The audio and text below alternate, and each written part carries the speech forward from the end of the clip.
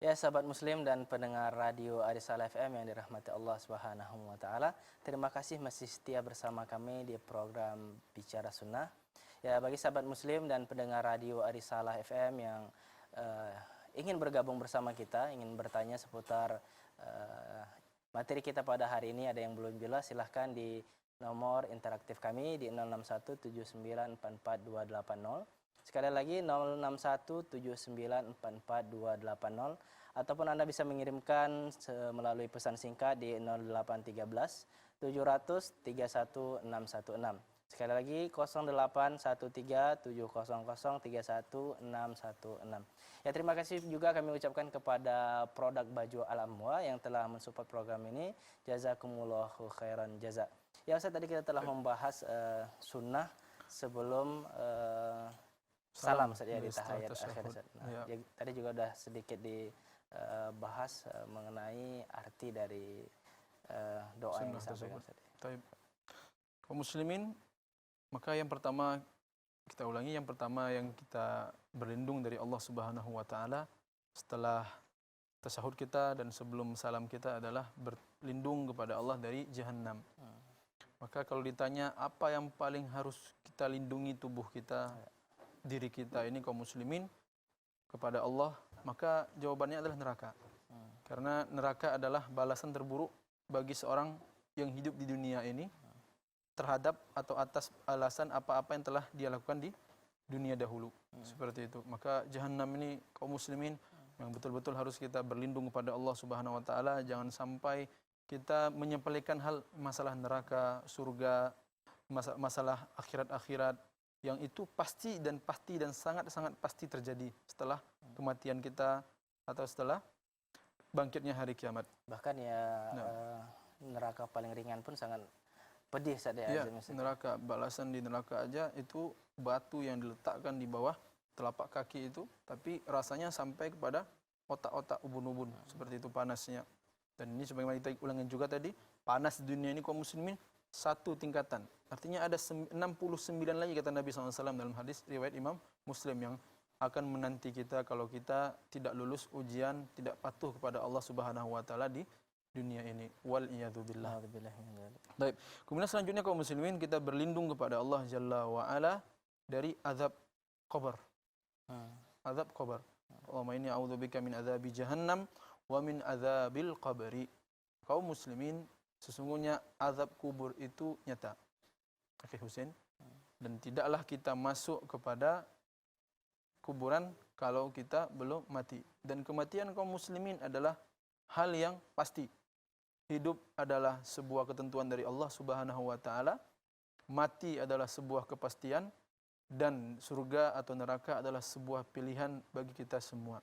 Artinya kullu nafsin dha'iqatul maut. Semua yang hidup, semua yang bernyawa pasti akan mati kaum muslimin.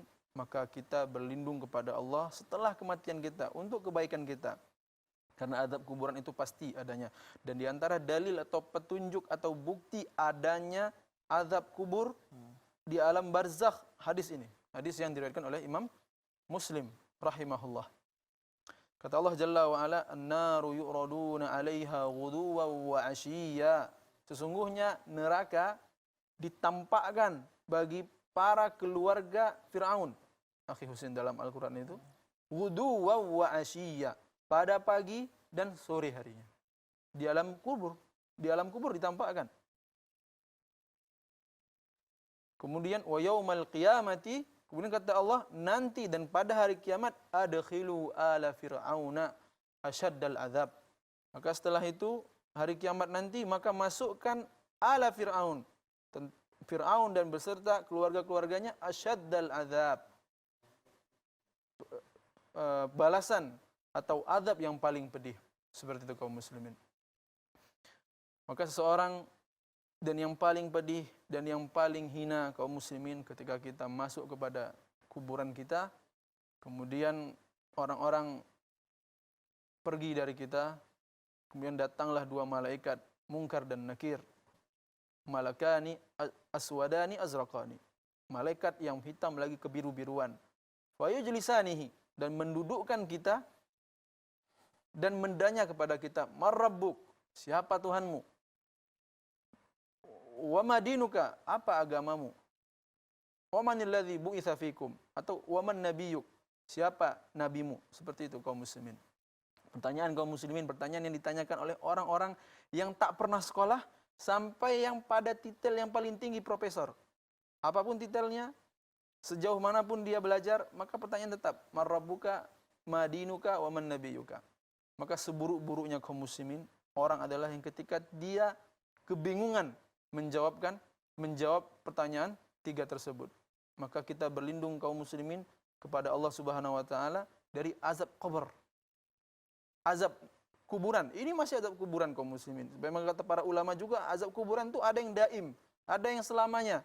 Sebagaimana orang-orang pezina, pemakan riba, kemudian juga penipu dengan tipuan yang sangat besar yang sampai-sampai tipuannya itu mengisi kolong-kolong dunia. Kemudian juga orang yang menghafalkan Al-Quran, yang malamnya tidak membacanya, paginya tidak diamalkan isi Al-Quran. Orang-orang yang mendapatkan azab kubur yang sampai pada hari kiamat. Yuf'alu hadza ila yaumil qiyamah, kata malaikat yang mengiringi Nabi alaihi salatu wassalam dalam alam barzakh tersebut. Kemudian juga ada juga dosa-dosa yang munqati, artinya yang dibalas kemudian tidak selamanya, seperti itu kaum muslimin. Intinya kaum muslimin kita berlindung kepada Allah Subhanahu wa taala dari azab kubur tersebut. Maka sangat baik kaum muslimin kita mempelajari kitab Al-Usul Salasah. Sebenarnya banyak buku-buku yang baik, tapi yang saya ketahui pribadi penyampai, kitab Al-Usul Salasah, 3 landasan utama. Apa yang dipelajari adalah untuk membantu kita kaum muslimin untuk menjawab 3 pertanyaan. Artinya apa? Orang yang mudah menjawab 3 pertanyaan, kemudian juga selamat dari azab kubur adalah orang-orang yang mempelajari dan mengamalkan apa yang harus dia amalkan di dunia ini. Kemudian dan jangan sampai kita lalai dari hal-hal tersebut sampai pada akhirnya kita menjadi orang-orang yang merugi. Seperti kaum muslimin, maka kita berlindung kepada Allah Subhanahu wa taala dari azab kubur yang benar adanya sebagaimana Al-Qur'an dan hadis menerangkan hal-hal tersebut. Semoga saya pribadi dan kaum muslimin juga dilindungi Allah Subhanahu wa taala dari azab kuburan. 6. Kemudian selanjutnya kaum muslimin, yang ketiga yang harus kita berlindung kepada Allah Subhanahu wa taala adalah fitnatil mahya wal mamat. Cobaan di dunia dan cobaan di kematian nanti. Wal mamat. Seperti itu kaum muslimin. Kaum muslimin, semoga Allah merahmati kita. Kenapa kita harus berlindung kepada Allah dari cobaan? Fitnah artinya ikhtibar, imtihan, cobaan-cobaan duniawi. Kaum muslimin, sesungguhnya hidup kita ini benar-benar ujian. Jangan sampai kita mengira dan menyangka bahwasanya hidup kita ini untuk melampiaskan hawa nafsu kita saja. Tidak, sungguh sangat tidak. Kata Allah Subhanahu wa taala, "Huwallazi khalaqal mauta wal hayata liyabluwakum ayyukum ahsanu amala." Dan dialah yang menciptakan kematian sebelum ada kita, wal hayata, dan kemudian kita diadakan liyabluwakum, untuk menguji engkau Sudirman, engkau Husain, dan engkau kaum muslimin semua, ayyukum ahsanu amala, untuk menguji, untuk mendapatkan ujian dari Allah Subhanahu wa taala sampai Allah tahu mana di antara kita yang benar imannya, mana di antara kita yang patuh kepada Allah, mana di antara kita yang mentaati perintah Allah, menjauhi larangan Allah dan beristighfar kepada Allah setelah melakukan dosa-dosa dan sabar di atas dunia ini. Kemudian juga ayyukum ahsanu amala, sampai pada akhirnya Allah ingin mengetahui dari kita siapa di antara kita yang paling baik amalnya. Kemudian juga dalam surah Al-Insan atau Ad-Dahr, Allah sebutkan juga bahwasanya kita ini nabtalih, setelah Allah jadikan manusia dari mani atau air yang hina, maka nabtalihi, kami uji dia, faja'alnahu sami'an basira. Maka kenapa dia uji? Dengan adanya kemampuan mendengar dan melihat. Nabtalihi faja'alnahu sami'an basira. Kaum muslimin, hidup ini dunia adalah cobaan.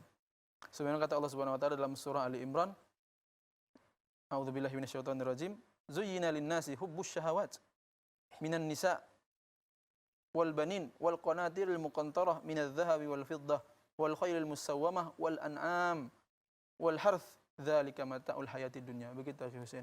Artinya kehidupan kita memang ini cobaan akhi Husain. Yang pertama yang Allah Subhanahu wa taala sebutkan Syekh Husain, nisa. Bayangkan Syekh Husain di zaman Nabi SAW banyak yang tertutup auratnya.